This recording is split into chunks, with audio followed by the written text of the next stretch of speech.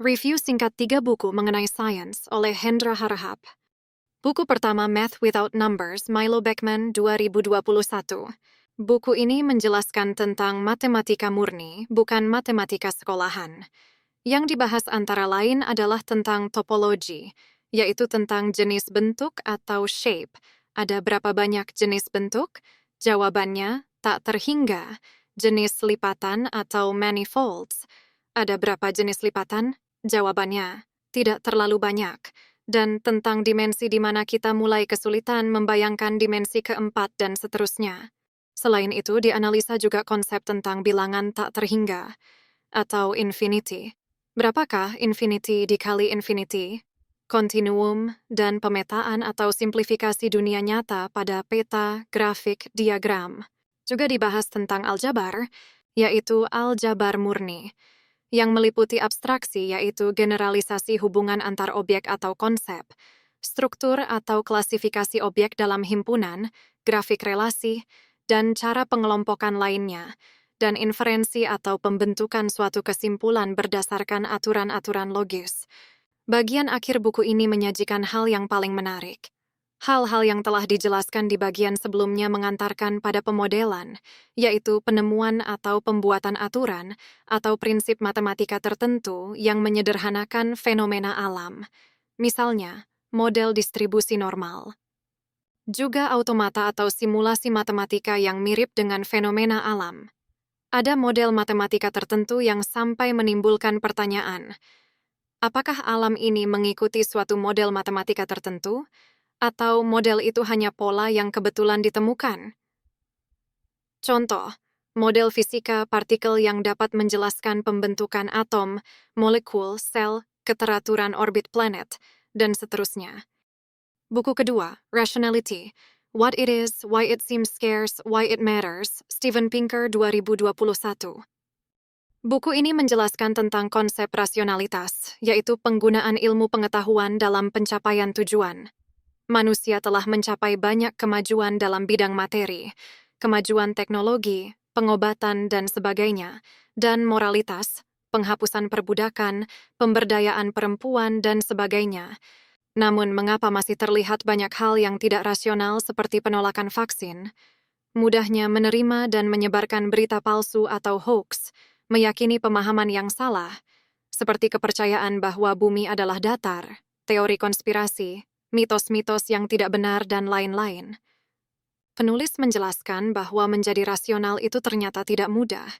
Ada hubungan antara kecerdasan dengan kemampuan berpikir rasional, namun orang cerdas juga sering menjadi tidak rasional karena bias-bias dan kesalahan-kesalahan dalam berpikir.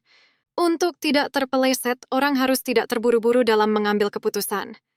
Juga penting untuk tidak membiarkan pikiran mengabaikan atau menyembunyikan kebenaran karena keberpihakan pada diri dan golongan, yaitu pendapat pihak yang berseberangan langsung dianggap salah, dan kemudian tidak diteliti dengan benar. Rasionalitas diperlukan untuk meneruskan kemajuan peradaban manusia, untuk membuat dunia ini menjadi tempat yang lebih baik bagi semua. Untuk itu, perlu didorong pendidikan dan sistem sosial yang mendorong agar manusia menjadi lebih rasional. Buku ketiga, The 10 Types of Human. A New Understanding of Who We Are and Who We Can Be, Dexter Diaz, 2017. Buku ini adalah eksplorasi penulis ke penjuru dunia dan studi atas teori-teori antropologi, sosiologi, psikologi, ilmu syaraf, dan lain-lain untuk memahami manusia. Ini dipicu oleh kasus pilu terbunuhnya seorang anak oleh para sipir di penjara Inggris. Mengapa manusia sanggup bertindak kejam pada sesama? Penulis berkesimpulan bahwa di dalam diri manusia terdapat secara bersamaan 10 tipe insting yang dapat mengarahkan perilaku. Mengarahkan bukan berarti menentukan, karena ada hal-hal lain yang dapat mengubah keputusan akhir tindakan manusia seperti logika, pengaruh sosial, dan sebagainya. 10 tipe itu terbentuk karena kebutuhan seiring evolusi manusia, dan diturunkan dari generasi ke generasi. Tipe 1, The Kinsman. Insting untuk selalu membela keluarga. Tipe 2, The Nurturer. Insting untuk mengasuh sesama manusia. Tipe 3, The Romancer. Insting untuk mencintai pasangan. Tipe 4, The Beholder.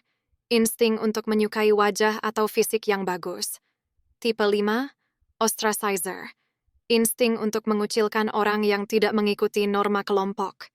Tipe 6, perceiver of pain, insting untuk merasakan penderitaan orang lain. Tipe 7, the tribalist, insting untuk loyal pada kelompok. Tipe 8, the aggressor, insting untuk menyerang kelompok lain.